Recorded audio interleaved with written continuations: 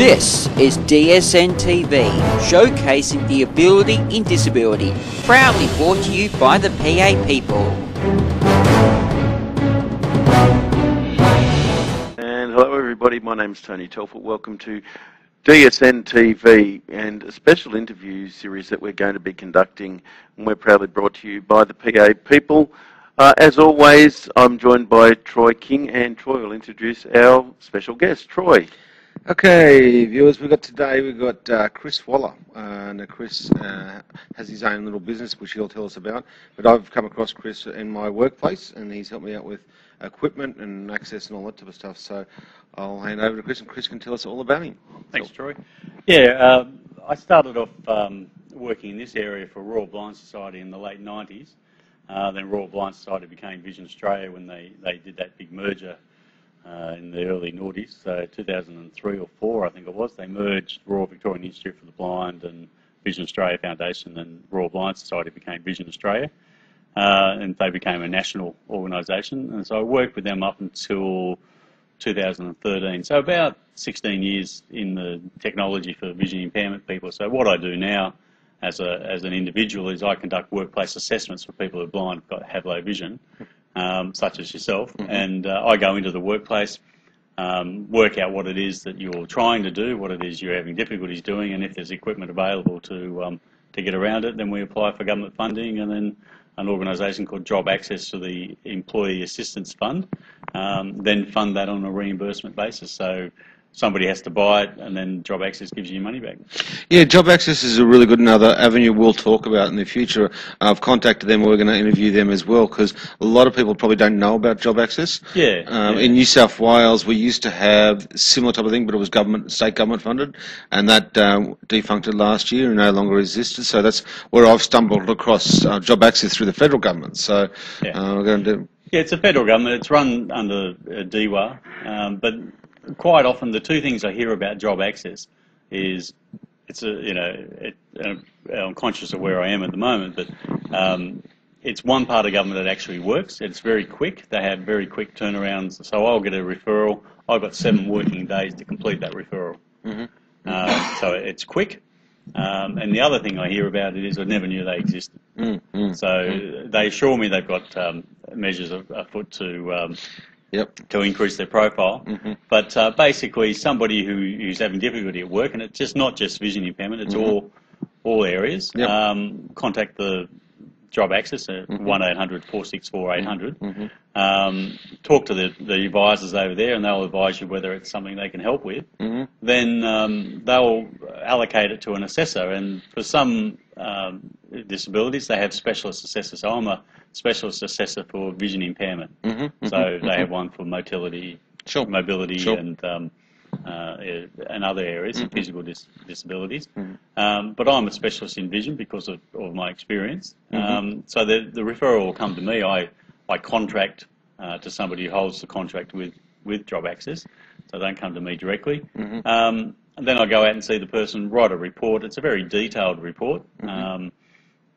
It explains what it is you're trying to do, etc., etc. But it explains what we tested, what we looked at, what we discussed. And then Job Access, on the basis of that report, will either approve it or get back to me with further questions, or approve some things and not all things. So, it's a fairly good scheme. They've got these specialist assessors because some of the equipment is very expensive, and they want to make sure it's the right fit for the person doing the job. What I'm really liking about it, it's very much like we are in DSM, we're showcasing the ability and disability, and what some of the work you do, the broad range going from like I know you can't go into specifics of clients, but as in you would have people in state government, ministers' offices. I think I heard you talk about a plumber. There's a broad range, and it shows because you've got a disability, you don't need to stop and just be a telephonist, which it used to be. Yeah, it used to be if you're vision impaired, you can be a masseur or weave baskets. It's no longer like that, and some of the range of jobs I've seen very recently, a motor mechanic, storeman and packer. I mean, it's whatever you want to do, job access will provide the equipment to overcome the barriers to employment. So, it's all about somebody who's employed is a positive to the economy and to the society, rather than having someone sit on the dole because they can't see to fill in the application form. So it works hand in hand with the disability employment service providers. So they're advertising now. I don't want to single any particular one out. That's fine. Yeah. But if you've got a disability and you're looking for work, you'll probably know about these disability employment service providers, DES. So if you just do a search for DES providers, you'll find one in your area. That's for sure. Well, just name, not that you're advertising, but just name a couple, because some people don't know. Well, Nova, Castle, Ability, Nortec. Right. Okay. These sort of places. They run programs. They've got people employed whose job it is to find you a job. Yeah, okay, well, that's good to know. So, because I didn't even personally know about those places, so it's good to those people need to know that information. So it's good. So I mean, jobs statewide, transition to work.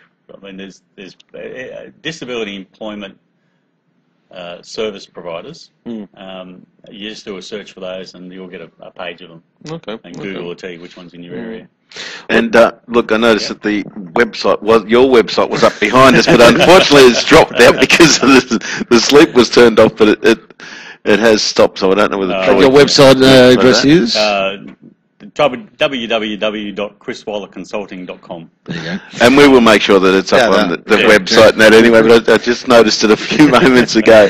As I mentioned, don't need to go into specifics because I know you can't, but what is some of the broad ranges you've done in your work? Well, there's usually two sort of solutions. So there's a no vision solution. So obviously that's someone who can't see or has some vision but not enough to be effective with large print, or a low vision solution. So the majority of people would be low vision.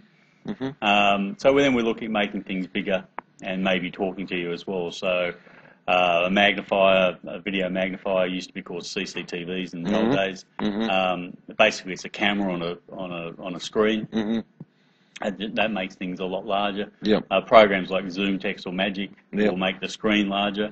Then you got other things like iPhones, making them larger. So there's a range of things that we can make bigger, and then some of those things will also talk to you, and that's mostly what happens with a no vision solution. We just make sure everything is then converted from visual display to synthetic speech. So programs like JAWS or NDVA, Window Eyes, those sort of programs, they tell you what's on the screen. Technology has certainly jumped in the last 10, 15 years. Like, you'd have to have specific programs, like you said, JAWS or whatever, where now you've got them built into the Windows programs or Apple devices. Like, all Apple devices are all got all that built in. Well, that's right. I mean, do you think there was no iPhone before 2009? Scary. Yeah, and no iPads before 2010. Oh, there you go. And in 5-6 years, they have monopolised, basically. Well, pretty much. They have become the generic device for a lot of people. And everybody seems to have them. I mean, I'm got a mobile phone originally because I had to, not for any other reason, not that I wanted to. But now I find myself, with particularly having lost so much sight recently, that the speech is it's a godsend, and through so much so that I went actually back to the iPhone from an Android because I was unhappy with the speech that was provided there. And it makes things so much easier and clearer. Look, just a question. Obviously your aim is to make sure that if people have employment, then to make them obviously maintain that employment to the best of their ability. Without putting a number on it, how successful is it? I mean, well, I can only talk for myself. I'm probably seeing somewhere in the vicinity of 100 people in a year. So it's one person, me. Now, the whole job access program, when I first started doing job access back in 2006, it had just started up. And one of my first referrals, everybody gets a unique number, was something like 18. And now we're about to crack the 70,000 mark. It's like, so I got one the other day, it was 600 or something. Wow. So that's in a matter of 9 years. So what's that, in the order of 5,000 a year? somewhere like that. So that's 100 people a week. Yeah, that's really impressive. And 10 people a week. And the employers are so much more receptive nowadays to what they were previously. Like when we first started doing it, you would hear things like OH&S problems, or they won't be fast enough. But part of the disability employment service provider's role is to provide subsidies to an employer. So it's in recognition that this new employee might take a bit more time to get up to speed, so that the wages are subsidised for a while. But what employers have found out is that if you give someone with a vision impairment, and that's my area, but a disability in general, if you give them a start and support them, they will turn up, when they should be at home in bed and sick. They hardly take holidays, because the unemployment rate amongst vision impaired people is very, very high. It's up around it's higher than youth unemployment. I can't remember the exact figures, but there's somewhere in the order of 30%. Yeah, it's a lot. See, Troy, now you should take note of that. Turn up when you're not supposed to. All right. So, but it's the same for any long-term unemployed group. If you give them a start, you'll be surprised at how loyal they are and how resilient they are, and they want the job, and they know what it's like not to have a job, so they will just keep going and going and going. Where that's generally not, I'm told, it's generally not the experience for people who don't have a disability. But the wonderful thing about job access is it just keeps going. So if you have an assessment in 2012, then you can go back to them if your vision deteriorates or your job changes or there's some sort of new technology you think will make your job better. Then job access, they'll hear from you, and if they agree, then they'll send out another assessor. So it's not one trip to the well, and that's your lot. Get out of here. It's it's needs based. So what you need to do your job, as long as it's justified, and that's my job. As long as it's justified properly, job access will look at it. They very rarely say no out of the hand. They'll look at it, and if it fits with their charter. So they're not able to provide things like wheelchairs, spectacles, hearing aids. They're things that they will definitely say no to, but everything else they'll listen to the argument and take it on its merit.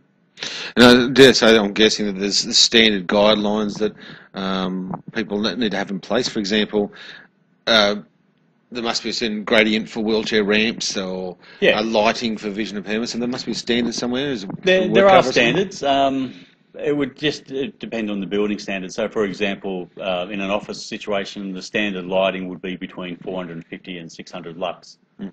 So, depending on the vision impairment, somebody might need 100 lux, somebody might need 2,000 lux. Right. Yeah. So, the adaptations that are made are for that individual. So that basically, job access will pay for the equipment needed to help that person because of their disability. So if everybody else around you doesn't need this particular bit of equipment, larger monitor screen for argument's sake, if the standard in the office is 22 but you need a 24, then they'll fund that. So there's an expectation that the employer will provide you with a computer, but job access will adapt that computer to make it suitable for you. Now, is it also, does job access also assist self-employed? They do. There is a bar you've got to clear to become a client, and I'm a bit furry on the details because they're not really my area, but it's around about if you're working 20 hours a week as an employee, and that goes up a little bit higher if you're self-employed, but definitely they do support self-employed. They want to see evidence, though, of your business trading. That statement, income and expenditure statements, books. Bank account details. It would depend on each business, and they do fund startups, but they will, but they have some criteria, and if you give them a call, they'll let you know what they are. The reason I ask was because for people, for example, who may have been accountants and so forth and had their own businesses, but then had lost sight as they get older, whether they are eligible for it. And obviously, if they've had their business and they can meet the criteria, then it is there for them, which is. If they're an established business, they'll clear that bar easily. There's a system called the New Enterprise Initiative Scheme, NEIS, NEIS. And if you're a member of that, that helps with your application with Job Access as well. Fantastic, Troy. So, is there any technology you know about that's coming out for the vision impaired to look out for, or? Oh, look, there's some. It's always changing. Okay, let's take the CCTV as it used to be known, now called the video magnifier. That effectively hasn't changed in 30 years. It's still a camera on a stand with a monitor. And we've gone from CRT monitors to LCD monitors now, but it's effectively the same. But there's a new Clearview coming out, which has got a, I've seen the prototype. It's about a 12-inch screen, and that sits on the paper, and you move it across the paper, so it's a more natural flow. Because what happens when you use a video magnifier, you've spent your entire life moving your eyes and keeping the book still. With a video magnifier, you move the book and keep your eyes still. Where this new Clearview and there's a new Prodigy coming out with much the same sort of technique, means you can go back to moving your eyes, moving the book. Sure. Instead of moving the book. So there's those sort of things. I mean, it's magnification, it's screen readers. They're pretty much all the same. The last really big innovation were the iPhones and the iPads. Right. And so now the innovation is coming along those sort of lines, where it's wireless, where it's portable and fantastic. It's just the changes I've seen since I've been doing this. Like when I first started a 21-inch CRT monitor, basically, it was huge. Took two people to lift it onto the desk, and it was somewhere in the order of $4,000 or $5,000. Okay. Yeah. I think I had one of those. Yeah.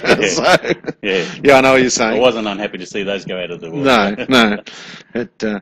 Well, just in recapping, like some of the websites, like your website, and I think it was Job Access is the main contact. Yeah. What are their details again? They're 1-800-464-800.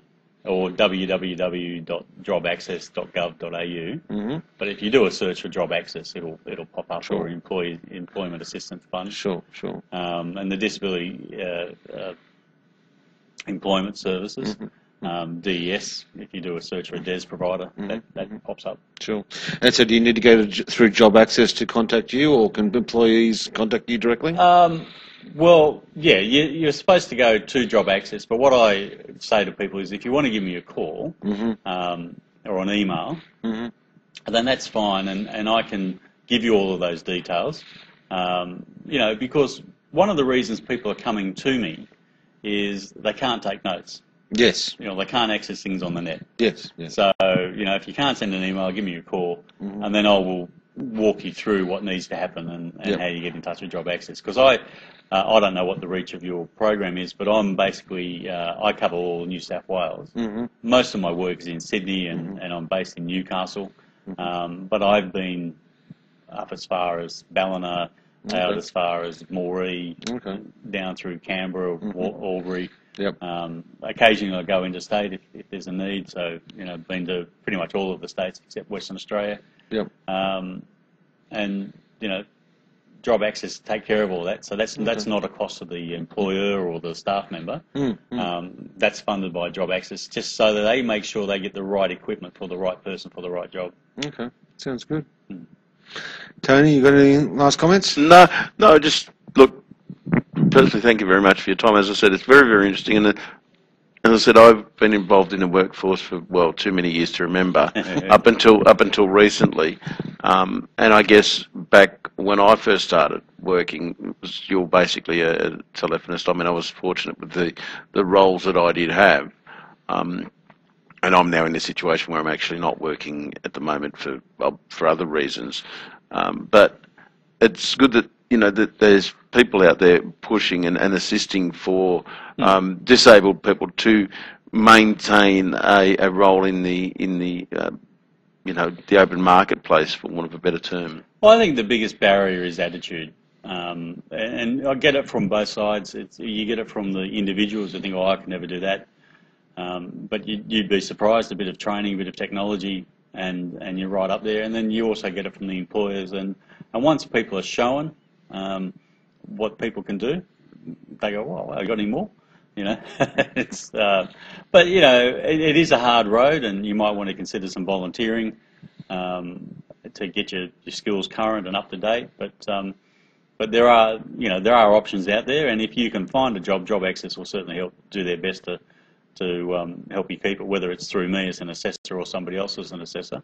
You know, it's a very good program, and I can't speak highly enough of it. And I don't think I can find too many people who've had a bad experience with them. That's great. Great to hear. All right. Thank you for your time. And we'll make sure that we put all of Chris's details up on our website and on our Facebook pages. You've been listening to the first in a series of special interviews with Troy King on the Disability Sports Network, showcasing the ability in disability. This is DSN TV, showcasing the ability in disability, proudly brought to you by the PA people.